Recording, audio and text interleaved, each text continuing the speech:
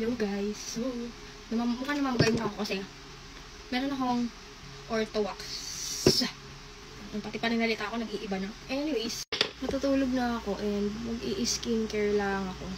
And guys, tatapusin ko ang Young Sheldon. Mahirap pa na magsalita. Dahil ang alam ko is namatay na si George Cooper. And nag-explore pala ako guys ng mga serum ngayon. So eto, meron akong bagong ginagamit na serum.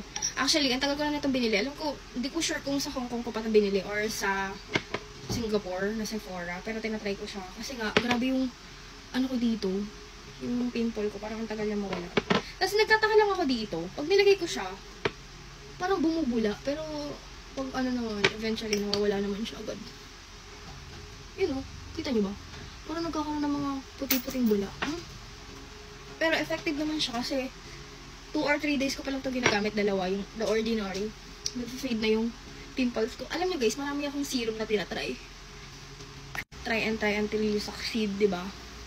Hindi ko alam kung pwede ko siyang sabayan nito, pero sinasabay ko to. Hindi naman sabay, after ko ilagay. Kasi ano naman to, hyaluronic acid, and ito naman isa is, ay hyaluronic acid, yung isa niacinamide. Lately, pinapahinga ko talaga yung balat ko as much as I can. So, ayan, after ko mag-serum, gagamit ako nito Glaze Ultra Hydrating Sleeping Mask siya. So, this is from Bare Face. So, ginagamit talaga siya pag gabi, ganyan. Ayan. Nakakaano to guys, nakaka-firm siya.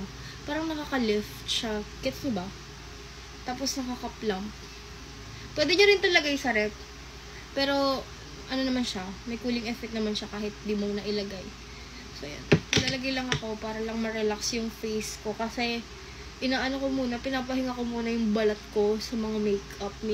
Dahil, wala. Feeling ko kailangan. And, kailangan ko ibalik muna yung alindog ng balat ko. Alindog. So, yan. Ginagamit ko to. And guys, ginamit ko din to nung nag-Boracay kami. Kasi, di ba nagka-sunburn ako nun? Arte. Ito ginamit ko para hindi siya mahapdi. And effective naman siya. Kasi nga, hydrating naman siya talaga. Nakaka-moisturize and nakaka-hydrate siya ng skin. Tingnan nyo. Ayun na siya guys. Kung gusto nyo to, ilalagay ko sa yellow basket. Ito lang yung mailalagay ko kasi ito, sa Sephora ko to nabili. Ayun lang.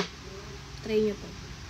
Ang ganda ng product ng Bare Face. Maski yung kanilang sunscreen, favorite ko. Ito, sa Korea siya finormulate. Tingnan nyo, oh.